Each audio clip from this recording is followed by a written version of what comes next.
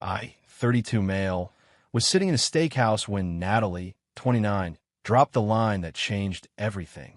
We'd been together 18 months. I just gotten promoted to senior project manager at my company, nice salary bump, and was treating us to celebrate. She looked at the wine list, scoffed, and said, "Why are we looking at the cheap section? You make good money now. I'm the prize here. You should feel lucky I'm even with you." The waiter was standing right there. Poor guy tried to fade into the background. I set down my menu. "What did you just say?"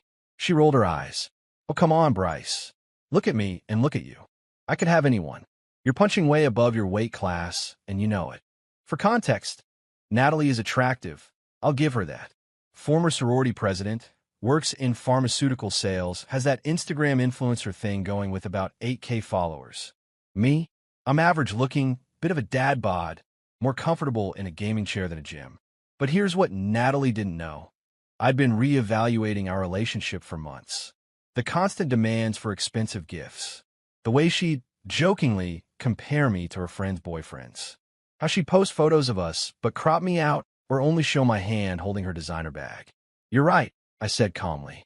"You are the prize." She smiled, satisfied. "So I'm cashing out." Her smile froze. "What?" "Check, please," I told the waiter.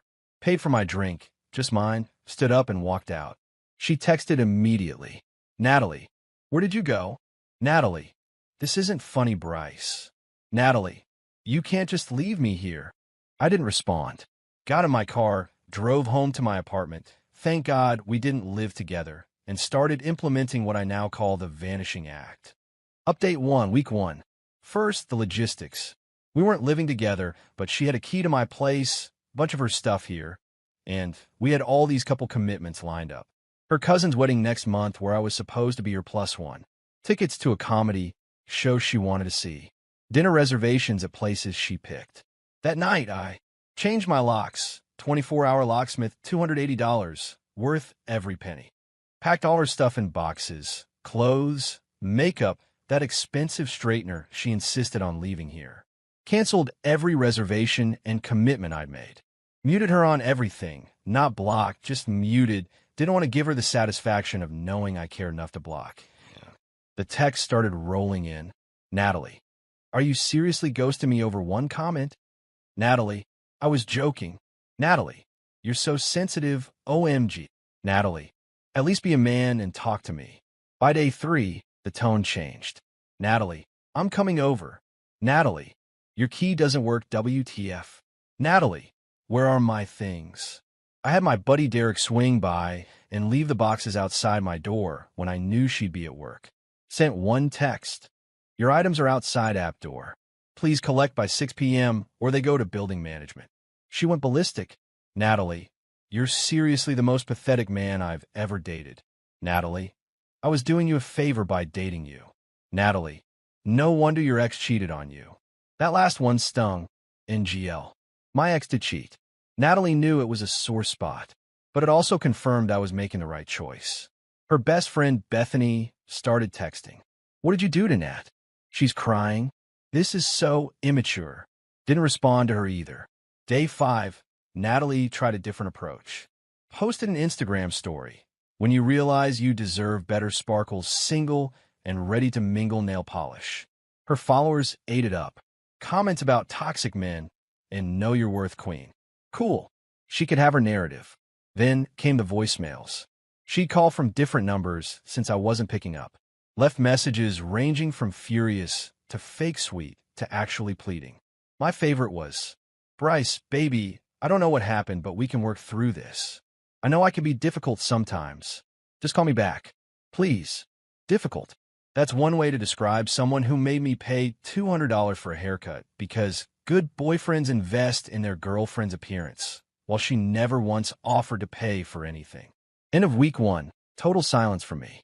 Total meltdown from her. Update 2, week 2. Week 2 is when she got creative. And by creative, I mean entitled AF. Monday morning, my doorbell camera alerts me. Natalie's there with some dude I don't recognize. She's trying to convince him to help her break in, saying she lives there and lost her key. Building security shows up, God bless Mr. Rodriguez, and she has to admit she doesn't actually live there. They escort her out. Tuesday, she shows up at my gym. I'm mid-bench press when I see her talking to the front desk, pointing at me. I finish my set, grab my stuff, and leave through the back exit. She texts, real mature, running away like a child. Wednesday was special. Got a call from my HR department. Someone, guess who, called claiming to be my wife and saying there was a family emergency. When HR couldn't verify any spouse on my emergency contacts, they called me directly. I explained the situation, and they documented it as potential harassment. But Thursday she outdid herself.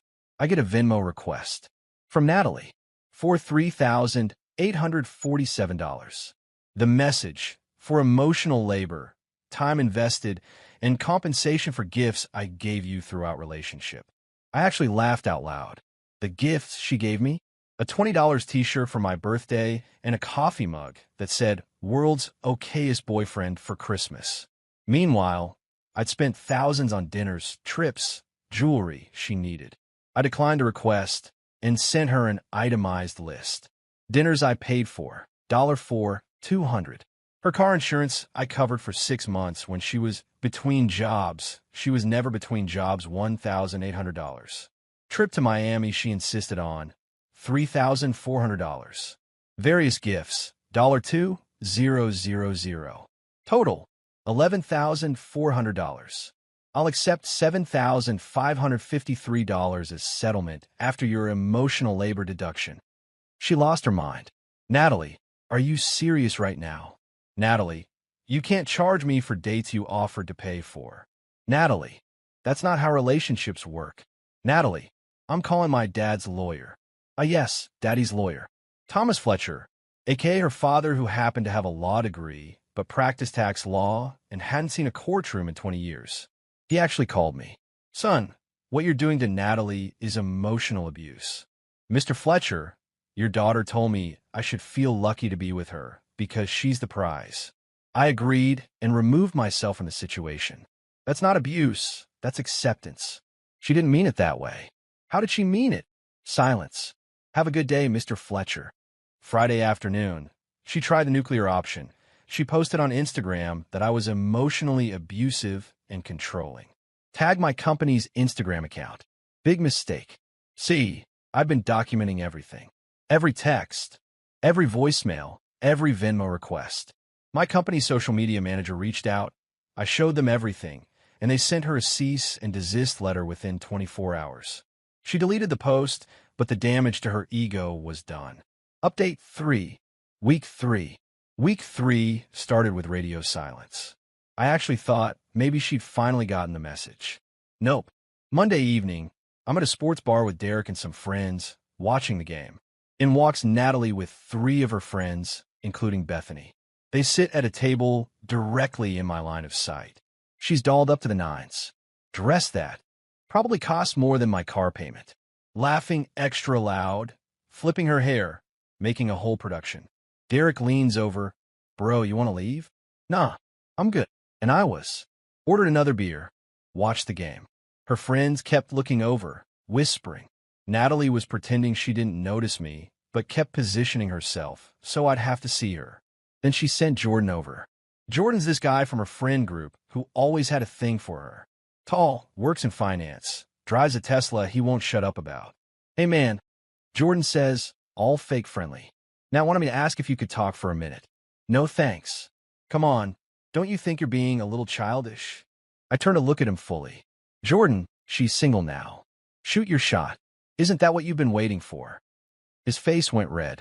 He mumbled something and went back to their table. Could see Natalie grilling him. She was pissed. 20 minutes later, she walked past our table to go to the bathroom. Accidentally knocked over Derek's beer. Oops. So sorry. Voice dripping with sarcasm. Derek, absolute legend, just signals the waitress. Can you clean this up and add it to table SIXS tab? The lady who knocked it over sits there. Natalie's face went purple. I'm not paying for that. Then maybe watch where you're going, Derek said calmly. She stormed off. They left 10 minutes later. That night, the "Did you die?" text arrived. Natalie, it's been 3 weeks. Natalie, did you actually die, or are you just the world's biggest coward? Natalie, I'm genuinely concerned at this point. The fake concern was almost touching. Almost. Then came the paragraph. You know what, Bryce? I've been doing a lot of thinking, and I've realized you're right. I'm a prize, and you just proved you never deserved me. I was trying to help you become better, pushing you to level up, and you couldn't handle it. You'll never find anyone like me again. I hope you enjoy your mediocre life with some mediocre girl who has no ambition and lets you stay average. Don't contact me again. I didn't plan to, but thanks for the permission, I guess. Update 4, Week 4. The Don't Contact Me lasted exactly 4 days. Thursday night, 11 p.m. My doorbell camera goes off. Natalie's there, and she's clearly been drinking. She's with Bethany, who's trying to pull her away. Natalie, slurring into the camera, Bryce. I know you're watching. You always check your stupid camera. She wasn't wrong. I'm sorry, okay? I'm sorry. I shouldn't have said you were lucky. You're not that bad looking. Bethany, Nat, come on, let's go. No, he needs to hear this. Bryce, I'll lower my standards for you. I dated down because I thought you had potential. Yes, the classic, I'm sorry, but actually you should be grateful apology. You were supposed to be the safe choice. The nice guy who would treat me like a queen. There it was. The truth. I wasn't a boyfriend to her. I was a wallet with legs who was supposed to worship her in exchange for her presence. Bethany finally dragged her away, but not before Natalie yelled, I'm giving you one last chance. One last chance, Bryce. Friday morning, she was back to anger, and she brought reinforcements. Her mom called me. Donna Fletcher, the woman who taught Natalie everything she knew about entitlement. Bryce, dear, I'm very disappointed in how you're handling this. Hello, Mrs. Fletcher. Natalie tells me you've been ignoring her for almost a month. That's correct. That's very immature. She made one little comment, and you throw away a whole relationship. It wasn't one comment, Mrs. Fletcher. It was the final comment in a pattern of behavior. She's a beautiful, successful woman. Do you know how many men would kill to be with her? Then she should date them. You'll regret this. Men like you don't get many chances with women like my daughter. I'm counting on it. She hung up on me. Saturday brought the last desperate play. Natalie showed up at the coffee shop I go to every weekend. She'd clearly been waiting, probably stalked my Instagram to figure out my routine. She sat down at my table uninvited. We need to talk. I stood up, picked up my coffee, and moved to another table. She followed. You can't keep running from this. I got up and left. Didn't run, didn't hurry. Just walked out. She followed me to the parking lot. Bryce, stop being such a baby. I got in my car. She actually tried to open the passenger door, locked obviously. I'm pregnant. I laughed. Actually laughed out loud. Rolled down my window. No, you're not. How would you know? Because we haven't had sex in 2 months. You kept saying you were too tired or not in the mood. Remember? Her face went white. She'd forgotten that little detail. Also, you posted Instagram stories drinking wine literally yesterday. She stood there, mouth opening and closing like a fish. I drove away. Final update, Week 6. It's been 6 weeks since the steakhouse incident. The last 2 weeks have been relatively quiet. Natalie made a few more attempts. Sent her friend Melissa to accidentally run into me at the grocery store and plead her case. Created a fake Instagram account to watch my stories. Forgot to make it private before following me. Rookie mistake. Had Jordan text me saying she was really struggling and I should be the bigger person. I maintained complete radio silence. Then yesterday, I ran into her at a mutual friend's birthday party. Couldn't avoid this one.